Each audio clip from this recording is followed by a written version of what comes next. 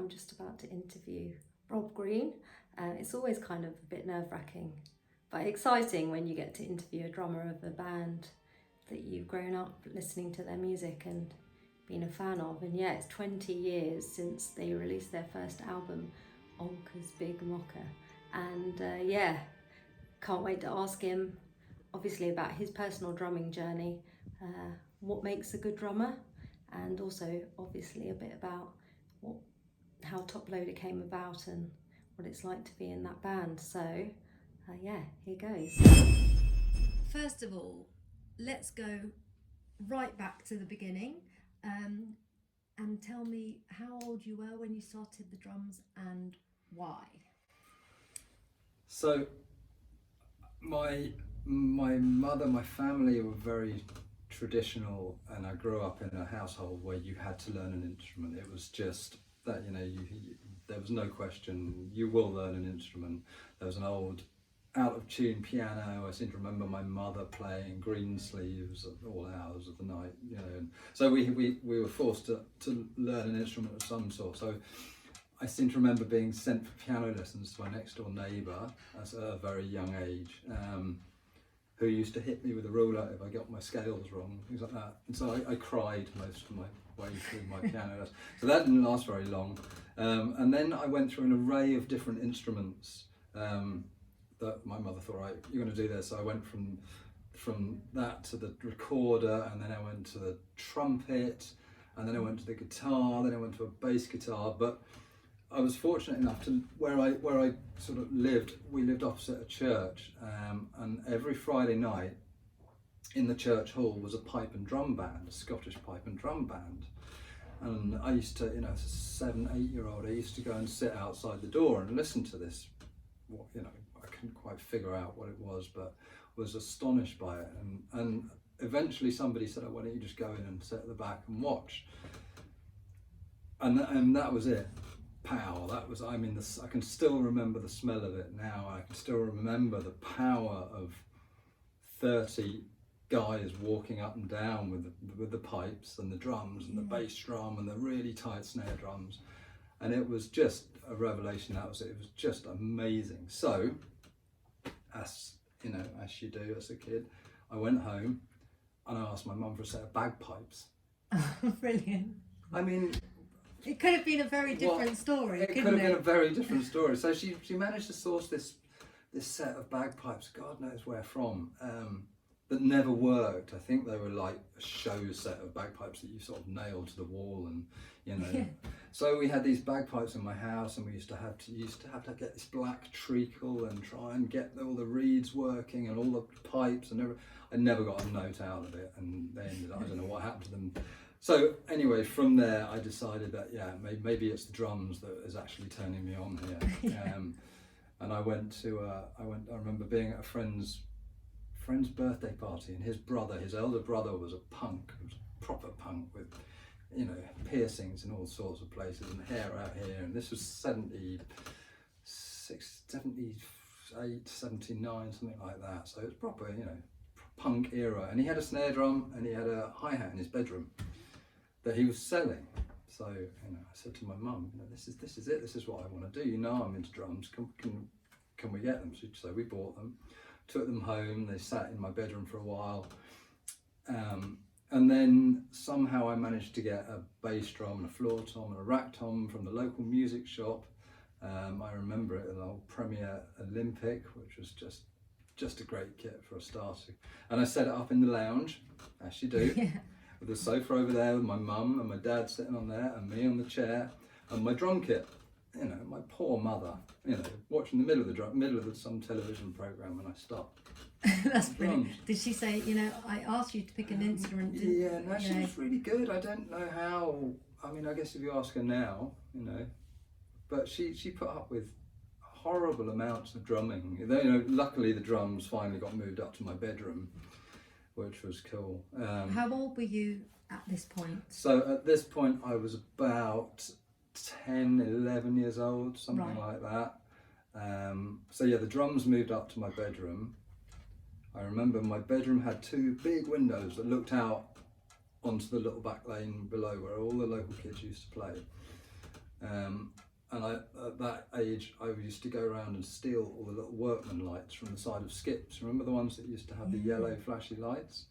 So I had about 15 of those in my bedroom with gels that I'd steal from school to put over them. So this was a disco all around my drum kit, which I then set up in front of the window of my bedroom, and all the kids used to sit there, and I'd open the window and play drums really badly, really loud, with all the lights flashing. And that was my show, and then I'd close the curtains, and that was the end of my show. I love that. So that's you the introduction. You knew back then that you wanted to be a showman, and you wanted to something weird, you know. But yeah, I vividly remember did they all clap? They all below? clapped and they danced and That's they brought amazing. their recorders and played along. But yeah, and then I closed the curtains. And that was Show's the over. Show's over. What I played, I have no idea. Tell me about your early years drumming, because you're obviously you were a lot younger than me when I started, but you know, did you get a teacher? Did you just play all the time? Did you come home from school? Were you kind of obsessed about it? Did you play along to music? You know, how was that? I think I had 2 or 3 lessons that from the local drum teacher who, you know, he had the right idea, but he would, I remember vaguely him giving me a paradiddle or giving me, you know, a double paradiddle to play, and I'd sit there and I'd start playing this paradiddle thing, you know. Couldn't quite understand why I was having to do this thing, and he'd go off and sit in the other room and have his lunch and just leave me playing this thing, and I was like, well, this isn't you know, this isn't smashing the drums up, playing punk rock, this isn't what I want to be doing. So that ended it. I think I had about 2 or 3 lessons, and that was it. I wasn't going to do that anymore. So it then just turned to me playing along with records. That's all I did. You know, I found my favourite records. I was fortunate that my brother was a keyboard player. My brother's older than me.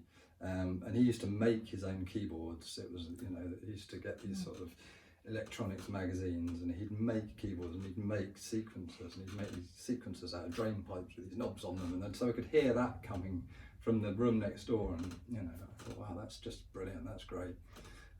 So I took sort of try and play along with some of the stuff that he was doing, but no, mostly playing along with records, you know, as loud as I could be, with my mother still downstairs in the kitchen and me smashing the drums upstairs to goodness knows what in those days.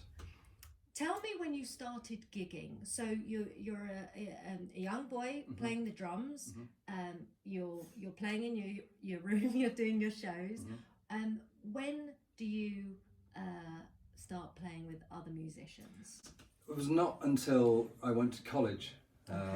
Sixth form college, so I was quite a keen sportsman, so from the sort of age of 11, 12, something like that, there was a lot of football, there was a lot of cricket, there was a lot of stuff, and the drums, even though they're still in my bedroom, they were just getting a bit dusty, and occasionally I'd stop playing. I went to college, and there was a Wednesday afternoon option where you could either do sport or you could do band thing. I didn't quite understand what this band thing was, but the guy sitting next to me was like, oh, I'm a keyboard player, I'm going to go and do this Wednesday afternoon band thing. And I was like, oh yeah, I sort of play drums a bit, you know, I can play drums. He was like, oh, come with me. So that was it really. We went and did that, started our own sixth form college band called Kiss This, which was horrific, but you know, still got the tape of it somewhere, still listen to it, and and that was the start of it, and still see that keyboard player now in Eastbourne, and still blame him for me being a professional musician. Oh, that's brilliant. And then, so that band, then we started doing lunchtime gigs at college, you know, and then that progressed to gigs in pubs, which around the local area.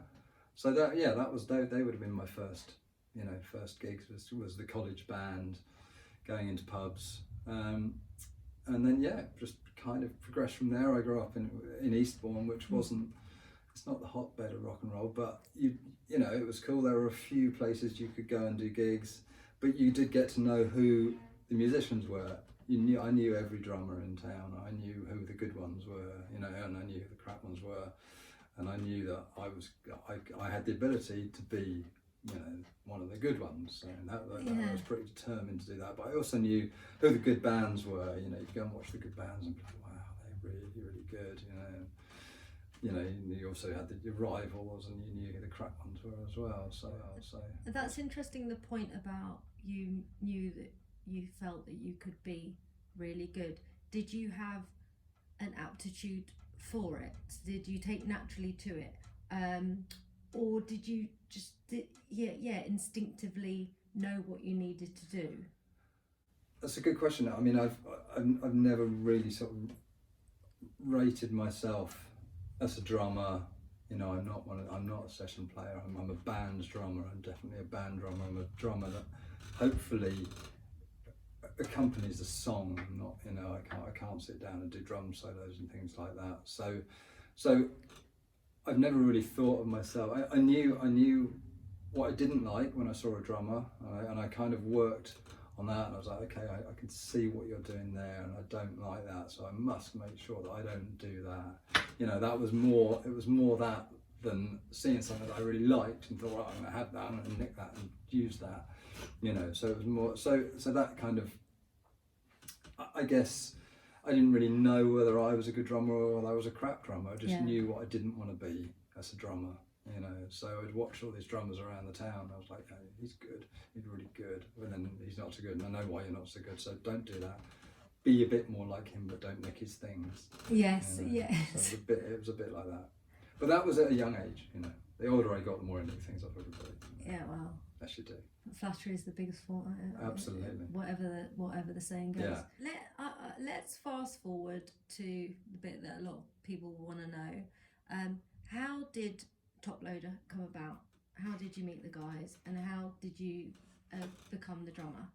Okay, so Toploader was a progression of different bands in Eastbourne, I guess. Everybody, like I said, everybody seemed to know everybody in Eastbourne, and basically we all drank in the same pub. I knew Joe the singer because I'd been in a band with him, and the bass player at the time, I'd been in a band with him.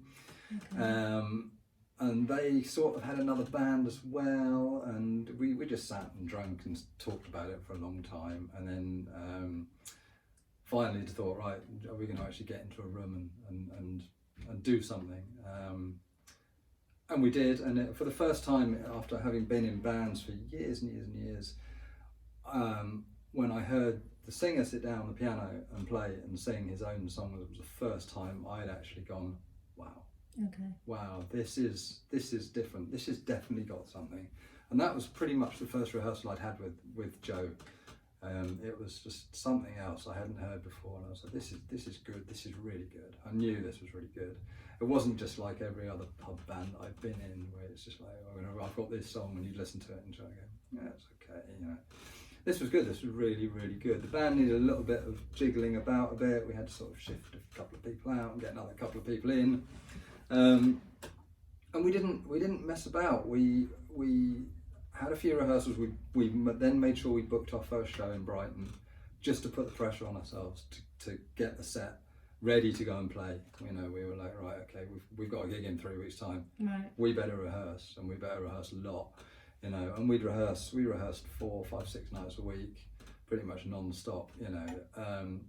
And that progressed, and it progressed really quickly. We were really fortunate. We didn't muck about it. Did you have a manager at this stage? Not at that stage. We did our second show up in London, and a friend of the guitar player brought a couple of people along, who one of them worked at Sony, and she became our manager. So we were really fortunate in that respect. A few contacts here and there, which helped as well. You know. Did you have the name? Who came up with the name? We had the name. We did have the name. We had the name very early on, although it did try to get changed by various record company people and managers along the way. But we stuck with the name.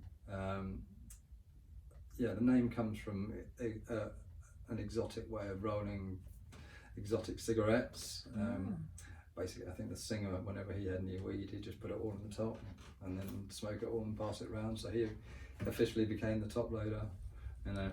I love that story. But then if we did TV programs for kids, it was always top-loading washing machines or videos. So we had a way the adult version and the kids version. But that is the real version.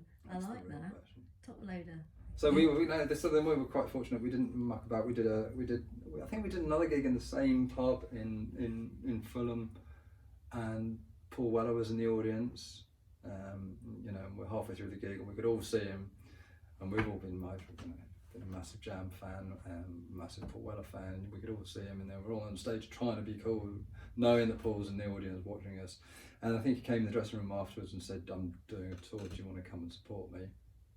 Which was just incredible. I think some of us still had full-time jobs at the time, so you know, it was had to get a couple of weeks off work to go up and play with Paul. And then from there we got offered countless record deals, which was really good. So we didn't muck about. It all happened very quickly, you know. Let's talk about the first album, Onka's Big Moka. Said that right?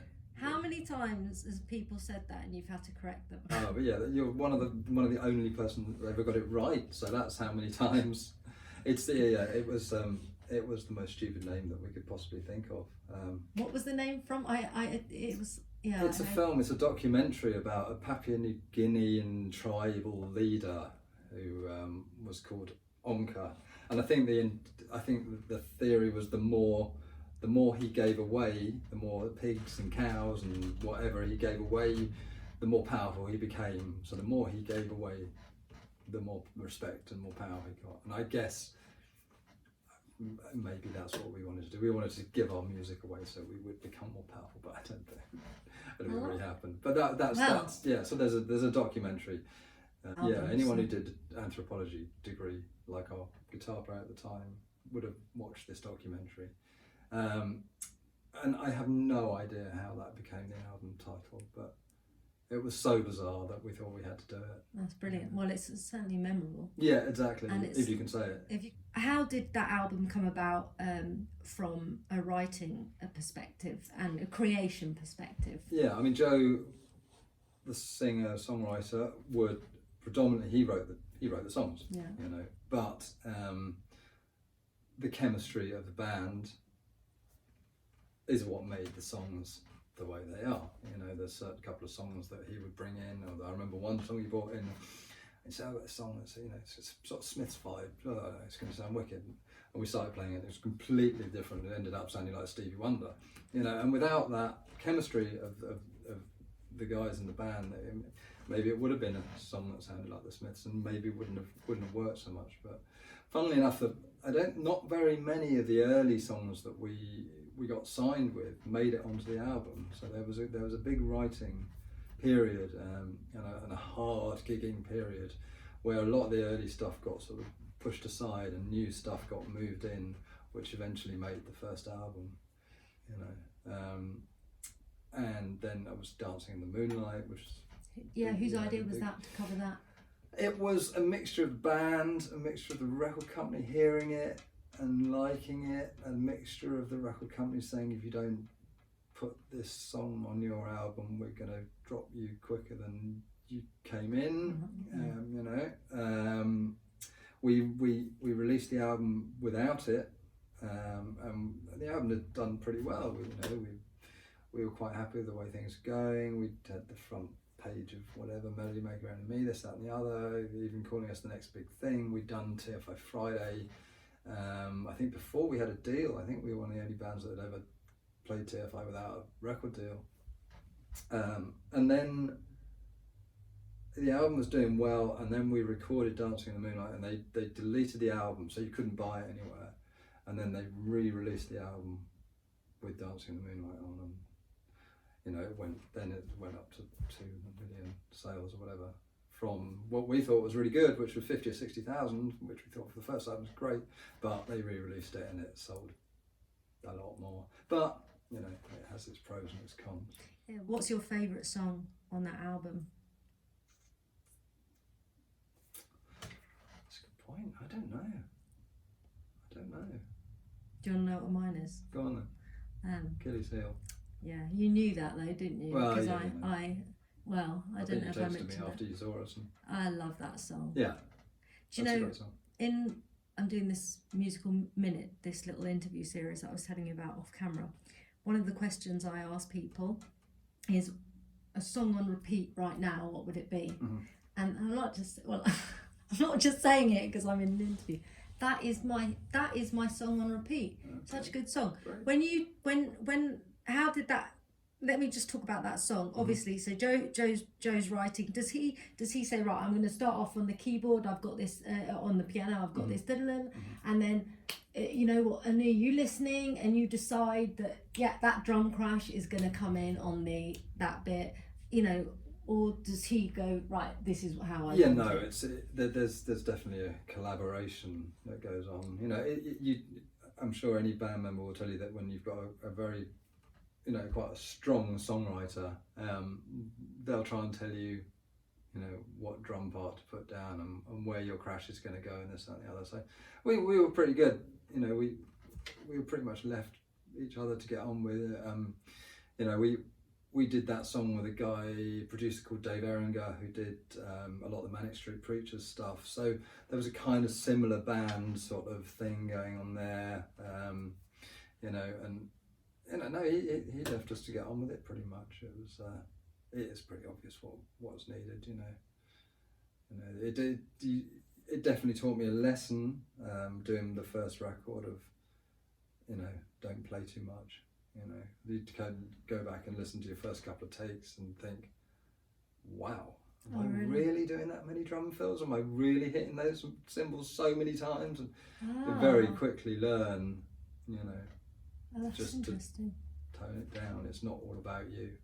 You know, you're there just to go dum dit dum dit dum. Don't get in the way. Don't get in the way of the vocals. That's where I come from. You know, I try and listen to the vocals as much as I can. And I almost try and play my drum parts around what the vocals are saying. So there's a strong vocal line that will come in, and it's a really prominent line that says something to somebody, means something. I will try and back that up with something.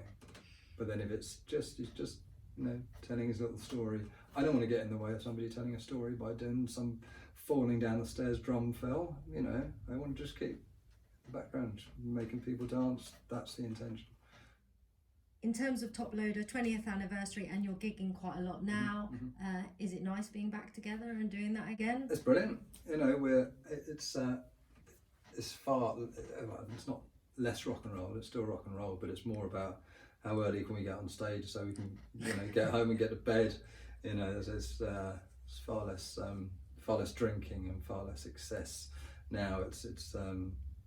But it's great. I think everyone's enjoying it.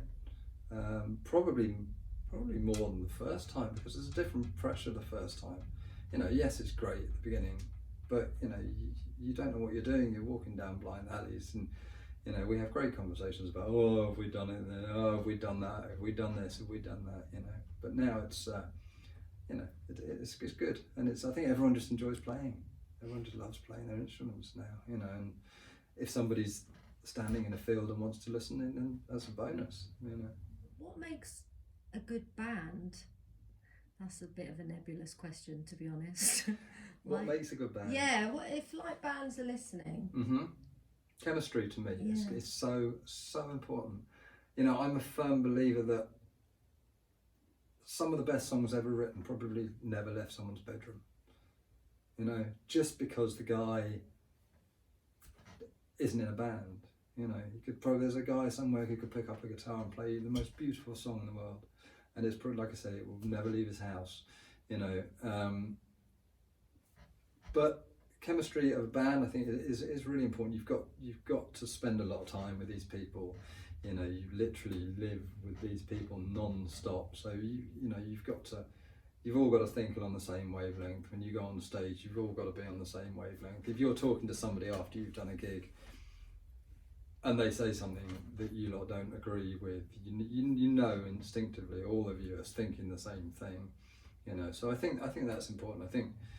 I also think a collaboration of styles is important. When, you know, as a band, you might for Toploader, myself and the bass player, we had our influences and what we liked. The guitar player had his influence of what he liked. The singer had his, and luckily when you put that together in a big pot, it came out as something that worked, you know.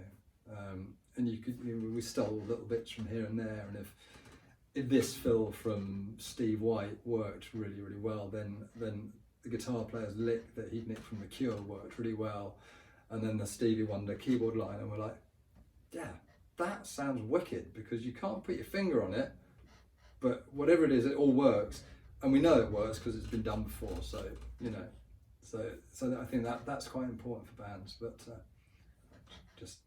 you just enjoy it, don't you? You just got to. I'm going to ask you the drum question.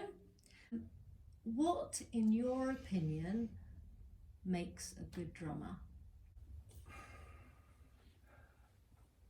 He's got to be able to keep time. That's a good start, you know. For me, it's about not getting in the way of the music. It's about taste. You know, I'm a drummer that if you ask me my favourite drummer, it won't be somebody that can do all the stuff, you know, and absolute respect to them, brilliant. But give me a drummer who can play a song. You know, give me a drummer who will almost sing the drum parts. You know, my favourite drummers are definitely band drummers. You know, so yeah, that to me is just so important. Somebody who doesn't interfere with the song, but complements the song, makes you dance, makes you happy. You know, and just sits in with the band, sits in with the music, understands the music, understands the lyrics, understands what is required for the song. Coming to drummers that you look up to and admire when you were growing up, or even now, band drummers in particular, let's talk about who are the ones that you were like, oh, wow, yeah, I want to be like them, or you know, you still do think that. First drummer I ever saw, I was very fortunate, was Buddy Roach. You know, you can't. I was 6-7 years old, and hats off, and fantastic, and was really, really proud that I saw him. But I had no idea what he was doing. I was just too. It was a type of music that I wasn't listening to. I wasn't listening to jazz as a 7-year-old. You know, so the first drummer that I saw that really made me want to play the drums was Clem Burke from Blondie. I remember watching them. I think he was doing Dreaming on Top of the Pops. I think it was either Top of the Pops or some video.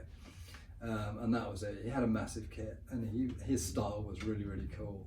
And the way he played, he had very flat cymbals, very flat drums, lots of drumsticks, you know, spinning, all that sort of stuff. And he just looked cool, and I loved Blondie anyway. I thought they were such a cool band. So a mixture of Clem Burke, Stuart Copeland, big admirer Stuart Copeland, Mark Brzezicki from Big Country, who, you know, again was just really, really inspirational for my playing. I nicked a lot of stuff off him. Has now become a good friend, which is really good. Moving on from that, Steve White, I love Steve. Again, we toured with Paul Weller a lot, so became a really good friend of Steve's. Admire him, admire his, you know, just what he's doing for the drum communities and things like that. He's great. But yeah, I mean, I love Mick Fleetwood. I think he's a great drummer, just because of the way he plays a song, you know, the way he approaches a song. Probably my number one drummer, Steve Roney. I love Steve Roney. I love the stuff he did with the Average White Band. I love the stuff Tom Petty, you know, and the Heartbreakers, just incredible. But it changes. If I'm listening to a band one week, suddenly I get really influenced by their drummer, and I'm like, wait, you're my favourite drummer. Absolutely my favourite drummer. The new Brittany Howard album with Nate Smith on it, it's just phenomenal. It's just such a good record, and his playing, he's changing the way people are approaching drums now, I'm sure. You know, his drumming is phenomenal. It's so good. Who else? Abe Laboriel Jr. with McCartney, he's a phenomenal drummer. Keith Carlock's a great drummer. I love Vinny. I love Steve Gadd. He's God. You know, he's brilliant. You know, Weckl, great. You know, like I say, it depends. I don't have a specific. It's like when someone says what it's like when they say, you know, what music are you into? Yeah. It's like, well, actually, who's your you know, favourite there's a band? time for. Yeah. Maybe my favourite band is. Depends what. Yeah, who's your favourite band? Yeah. Other than yours. Exactly. Yeah, I have no idea who my favourite band is. It depends how much beer I drank the night before as to who my favourite band is. You know. Let's talk about your drumming. Do you practice much at the moment? Yes. I wouldn't call it practice. I don't sit and go, right, I've got to put the metronome on and I'm going to do my triple paradiddles for 3 hours. I don't do that. I play along with music still. I really enjoy playing along. I'll find an old album that I haven't heard for a long time, listen to it, and I go, yeah, it's got some great tracks on there. I'm going to play it again, put my headphones on, and play. Especially now with the silent drum heads and silent cymbals, I can come up to my little man cave and just play along. It's great fun. I love doing that. I do like to sort of, if we haven't played as a band for 2 or 3 weeks, I do like to try and get that sort of muscle memory. So I will come in and I will just play just on my own, sit and do a groove. Thing I'm into at the moment, which is not sitting down and just doing complicated rudiments. I want to sit down and literally play a straight groove. Just play straight, which to a lot of people is like, I can do that, it's not hard. Dum, dat, dum, dat, dum. Do that for 5 minutes, do that for 10 minutes, and make that 10 minutes sound great all the way through. That's hard. That's what I find hard. You can do it for a minute, and then you start thinking about, oh shit, did I leave the fridge door open? Yes. And then suddenly your hi-hat starts going, it's getting that. I remember I met a drummer from Elvis Costello, and he told me about, he was working on his hi-hat work. He was just doing his hi-hat work, and he needed it to sound like a train.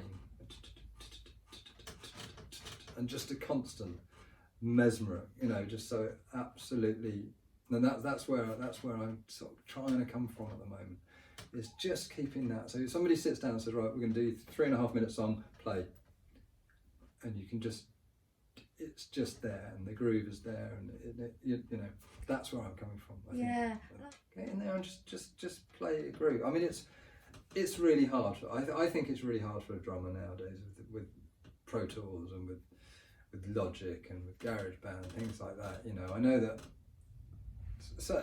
when certain demos have been given to us as from our singer, from our songwriter and Toploader, and he'll put a really cool groove from Logic on the demo, and then you listen to it, and we spend the next 3 days in the studio trying to get the same sound as the demo that's come off Logic, and you're like, what are we doing? And then you record it, and you go and listen to it, and you go back and listen to the demo again and go, the demo is much better. It's horrible. It's really, really difficult. It's really, really hard. So it's a real tough call, and you can get a wicked drum. You can get a whole drum take up from Logic in 20 minutes, or you can spend 4 days with a drummer, getting the sound, getting the groove, editing it. So it's really tough. Yeah. It's really, really tough for the drummer nowadays. You're drumming now at this point in your career and at this point as a drummer. Are there things that you would like to get better at and improve upon, say 10 years from now? Mm-hmm. Yeah, what are your thoughts on that? Stamina, I think. Definitely stamina is, speed, playing faster, keeping that, like I was talking about earlier, keeping that constant going, just keeping that constant train going of just, that's what I'm really working on at the moment is keeping your stamina up, keeping a constant, just keeping it constant, not thinking about doing the washing, 3/4 of the way through the song, and then you lose it, and then you have to put it back again, and you're back in it. That's what that's what I work at. That's where I want to get better at. That's definitely what I want to get better. There's fills that I watch people play, and there's certain fills that I've never understood, and they're lovely, and I want to know how you do them, and I'm too embarrassed to go up to somebody and say, how do you play that fill? And if they do, then they show it to me, and then I go home and I try and work it out. I think, okay, I can do it. Okay, I can do it now. But then I forget it the next day.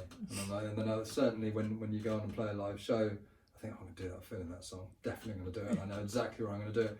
And I know it's coming, and I know it's coming, and then I bottle it and don't play it and just think, that's funny. Wait for the next one. I'll do it again tomorrow night. Gonna do it. And then you do it, and you make a mess of it, and everyone looks around and goes, what was that? And I'm like, sorry. Yeah. And do you ever do it and it works? Yeah. Yeah, it must. Sometimes. I think I have a weird thing whenever I go on stage that I don't know what it is, I don't know who it is, whether it's some, God up above, I don't know, but sometimes somebody's with me on stage and you sit down and you play, and within the first 8 bars, 16, 32 bars, you're like, yeah, this is good, this sounds good. And then you play the first 2 or 3 songs and you're like, wicked. And then by halfway through the show, you're kind of like, I can do anything. This is a wicked gig, you know. And I've had things like that. Go on the next night, do exactly the same thing, and within the first 8 bars, it's just not happening. And you're like, what is going on? Why can't? What did I have last night? What was with me last night that made everything sound lovely, made me play really well, sat in really well, grooving really well? That tonight I can't do it. I don't know what that is. I don't know whether it's, I know, blame it on. Sometimes I blame it on what I have for my dinner. It depends what time I have my, you know, if I had a beer before I went on. Like, did I have a beer before I went on last night? No, I haven't had one tonight, but what did I eat last night? And what did I have for breakfast? And there are all these different things go around your head. And then I also have things where you get halfway through a show and you've been playing really, really well, and something stupid can happen, something really daft can happen, your cymbal falls, so you put it back up again. Second half of the show is just gone, you've lost it, you've completely lost that, whatever it is you had, and it's a real shame. Coming back to that, the gig, how do you get in the zone for a gig? Like, you know, the half an hour, the 20 minutes before, in terms of emotionally, in terms of mentally, and also in terms of what you do physically. I'm a proper, I mean, I like to do all my own stuff. We have crew that go with the band, you know, and they set up the rest of the band stuff, but I will always set my drums up. I love setting my drums up. You know, I think a lot of drummers are like that. They love it. They love to know. There's a lot to a drum kit. It's not like being handed a guitar that you know is in tune. You know, it's like, thanks very much, great, there you go. The drums, every drum is different. You know, when you set it up, you never set it up exactly the same every time. You know, the cymbals can be a couple of inches this way or that way. So I like to do all that myself, and that's, to me, is part of the preparation. Make sure the kit's all right, make sure everything's tight, everything's sounding good, I get to hit it. Yeah, okay, I'm happy with that. I'll have a little play, loosen up a little bit, and that's part of my, I'm in the zone, getting in the zone for the gig. So while I'm doing that, I can check out what's going on, how big the stage is, what monitors I'm going to have, where the monitor desk is, how many people are out there, blah blah blah, you know, what we're going to be dealing with. I like to do that. I like to almost not get away from the band, but I'm not one that's sit in the dressing room and, you know, just, you know, everyone has their own different things that they want to do, you know, be it sit and watch the football, or, you know, go off and eat or something, or go off and walk around a festival or whatever. Everyone has their own different things, but for me it's definitely be at one with my kit as much as I can. So kind of before. Do you warm up? Do you have a practice pad? I do warm up. I stretch more than I warm up, I think, really. I like to stretch. I get cramped now, I'm getting old. I get cramped in my hi-hat foot, and so, you know, halfway through a song I'll have my sticking my leg out the side of the drum, so I've got cramp. Going, not now. But you know, usually I know when the band warm up, you can tell instantly when the band warm up. After about 3 or 4 songs you hear it, it's like that, and suddenly we all just go, okay, we're playing now.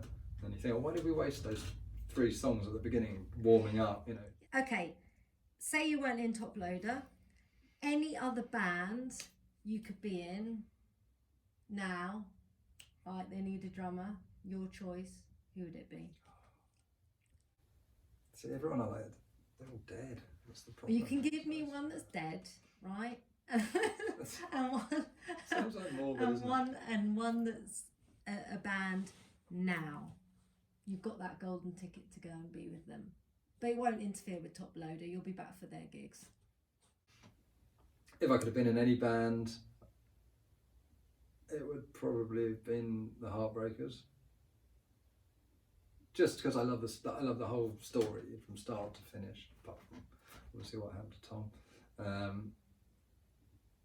Any band that I could be in now. Okay. Who would I like to play drums for if their drummer exploded? Yeah. I had a flat tire on the way to the gig. Band called Cage the Elephant. I really like them. Okay. They're really good. I like playing, I like where they come from. That's number 1. Number 2. I don't know. I really don't know. I've never thought about it like that. I could say Radiohead, but I wouldn't play in Radiohead. It'd be too weird. I could say Arctic Monkeys. Okay. I think he's a great drummer, but I wouldn't want to be in the Arctic Monkeys because he's brilliant. He's such a good drummer. No, but it's That's- like you kind of just sneaking on. Yeah, for one Sneak show. in for yeah. one gig. But would I be as good as them? Could I go and do what Taylor Hawkins does with the Foo Fighters? Or would it be me playing with the Foo Fighters, which would sound absolutely dreadful? Yeah, that's a good point. I didn't actually specify whether you have embodied their. Yeah, the police get back together. Is it me with Sting Yeah. looking at me going, what the fuck are you doing? Or am I Stuart Copeland? Do you know, now you've got I thought me. I'd turn it round. You've turned it round. Okay, all right. I'm going to turn it back on you. Okay. Right? Okay. You can form a new band, dead or alive people, right? God, this is getting harder. This is a Okay. one-off gig, Oh, right? okay, One-off so the supergroup. supergroup, right? Right. You are you. Mhm. Who would your present band excluded, Yeah. right? Who's your singer? Who's your guitarist? And who's your bassist? It's really hard. You know, it's so easy to say that the predictable one. I probably would have had early McCartney on bass because phenomenal. I'd probably have George Harrison on guitar, and I'd probably have John Lennon. No, George Harrison guitar. You know, I know this is turning into the Beatles, but Mac as bass playing was phenomenal. George's guitar playing was beautiful, but I don't know who I'd have. Don't know. Yeah, it's difficult with a vocalist, isn't it? It's really hard. And it'll end up being the Travelling Wilburys because I love the Wilburys. You know, to have that many amazing musicians in one band. Yeah. You know, I don't know. Really, absolutely. I was fortunate enough to play drums for Gary Moore, guitar player. Phenomenal, a phenomenal guitar player. I mean, basically through the family is how I got to know him, and I used to go and decorate his house occasionally. I used to go and he was like, Rob, you can do a bit of painting, can't you? And you come and paint my lounge. And I'm like, all right, okay. And then he had Darren Mooney playing drums for him. But Darren was getting busy with Primal Scream, and I remember I was putting up a television for him, as you do, in his lounge, and he said to me, "You want to come play drums for me?" I was like, "What?" So yeah, do you fancy coming to rehearsals and come and play drums for me? And I've played with quite a few musicians, but I've never felt the power and just how good a player can be when I had Gary's Marshalls next to me and he went and oh my god, wow, what a player, what an absolute, you know, without doubt one of the best guitar players that's ever lived, I'd say. Gary Moore. Went too soon, unfortunately. I was just about to go and record an album with him. We were just about to go on tour, but yeah, he was a absolutely phenomenal player. You see, had you said no, do the television yourself or paint the room yourself, it wouldn't have happened. Moral to that story is, if excellent guitar players ask you to help them DIY, say yes. Say yes, you may well get the job. You might get the job. What advice would you give to up and coming drummers, to someone like me, I suppose, learning? Just enjoy it. Just enjoy it. You know, we live in an era where